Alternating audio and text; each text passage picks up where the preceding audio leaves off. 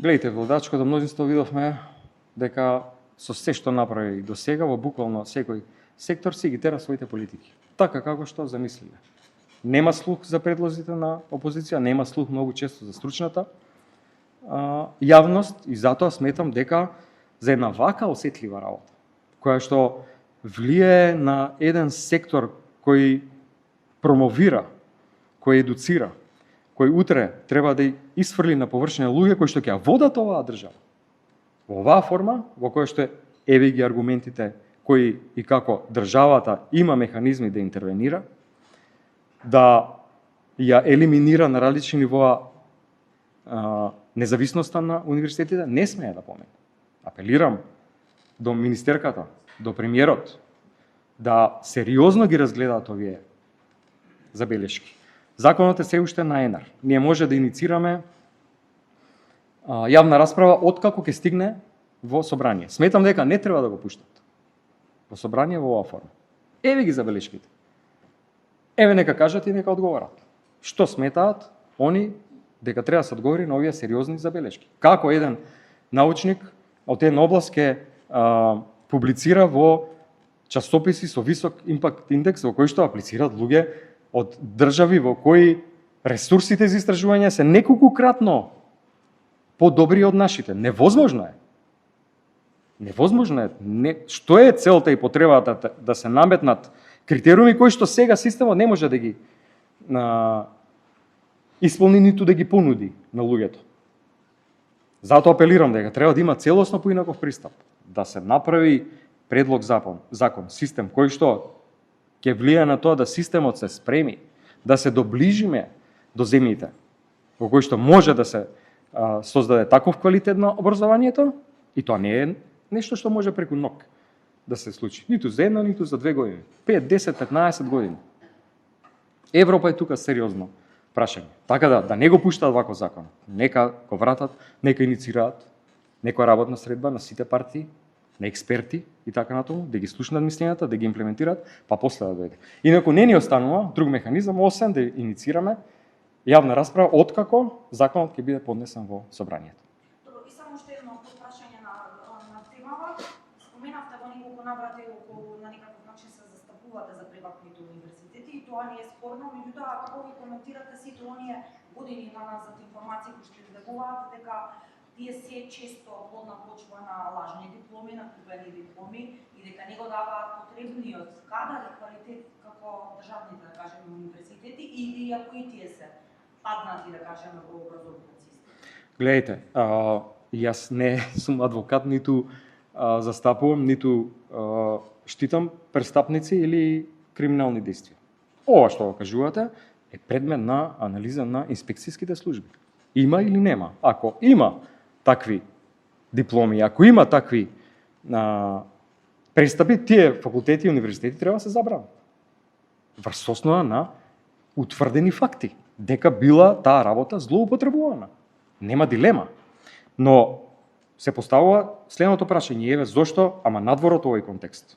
Сметам дека е добро да се поддржува приватниот сектор, како во образованието, така и во здравството, например.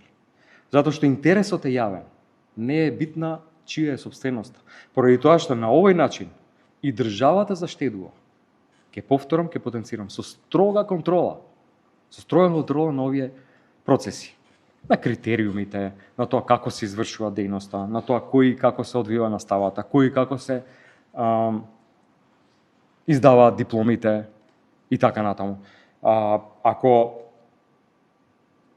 имаме приватни универзитети кои што со години и децении овде функционирале, нека се направи еден пресек, нека се направи соодветна контрола, нека се направи реална контрола, нека се утврдат овие малформации во системот, ако ги има.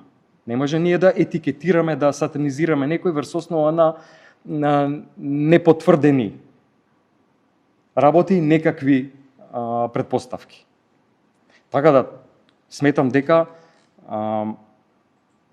системот треба да се зајакнува, користејќи контролните механизми, меѓутоа апсолутно сметам дека никој нема право да навлезе во автономијата на универзитетите на ваков брутален начин.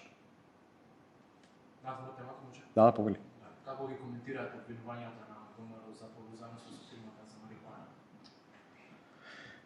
Гледайте, коментирав неколку пати и еве ќе го повторам ставот. Тоа е апсолутно само една форма на дефокус. Јас немам никаква поврзаност со било која фирма за марихуана во држава. Повторно е тоа еден обид за дефокус и да се избегне одговорот на вистинското прашање. Како 5 тони марихуана, 4-5 шлепери поминале преку граница и завршиле во Србија? Тоа е главното прашање. Со кој е таа фирма која што е наведена во документ на српското обвинителство поврзана? Дали е поврзана со некои луѓе од сегашната власт? Тоа е главното прашање. Како поминала на полициска контрола? Како поминала на царинска контрола на граница? Тоа се прашањето. Се друго е еден голем дефокус. Нешто што практично го гледаме изминатиот период цело време.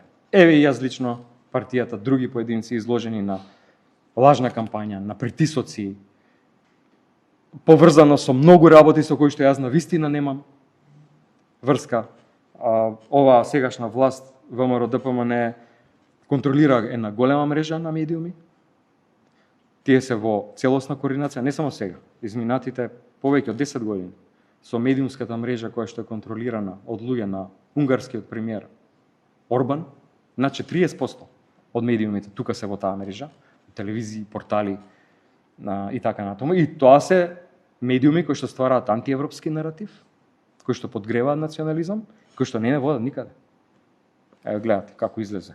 Прво Жан Митрев, некој смешно обвинување како јас сум влијал на судски процеси да мажам болницата. Па Дубај, па Хариџиновиќ, па авиони сум имал. Па ме поистоветија со убиец на деца. Па дека сум се дрогирал. Што уште нема да износлат? Модуларната болница спомнуваат во Тетово. Дали мислат на оние луѓе, семејства кои што ги изгубија таму? Членовите на семејствата. Дали на тие луѓе помислуваат? Но, гледайте, не ме чуди овој систем на медиумска хајка кој што го водат, поради тоа што овој систем на медиумска хајка и лажни вести, лажна кампања е воден од луѓе кои додека седат у собранието им се подсмеваат на родителите на децата што загина укочени.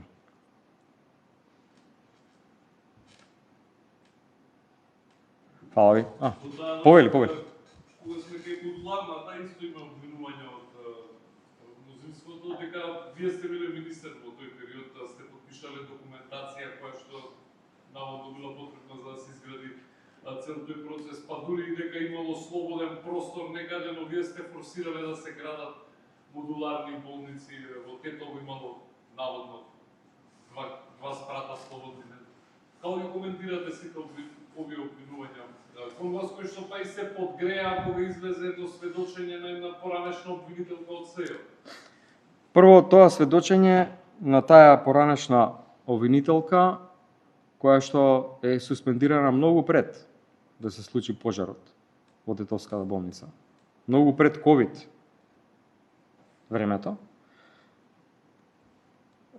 Би прашал дали би го земале за релевантно, ако помеѓу сите работи кои што ги изнесе на таа емисија, која што гледаме како е поставена и која е целта, кажа дека Груевски бил во право кога викал дека снимките се сечени и лепени.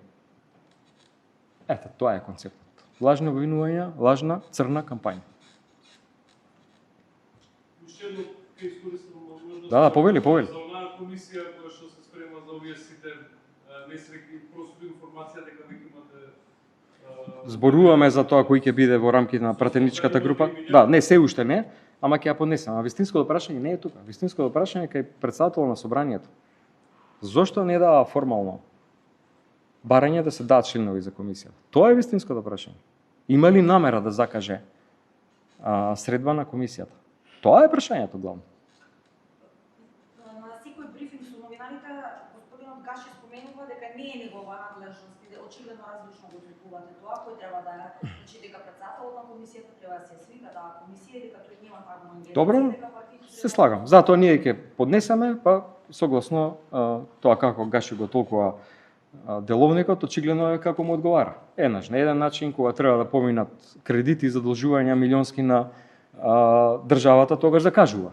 Комисија кој има нешто што не му одговара, тогаш не закажува. Така да, еве ќе излеземе во пресрет на се. Фала ви.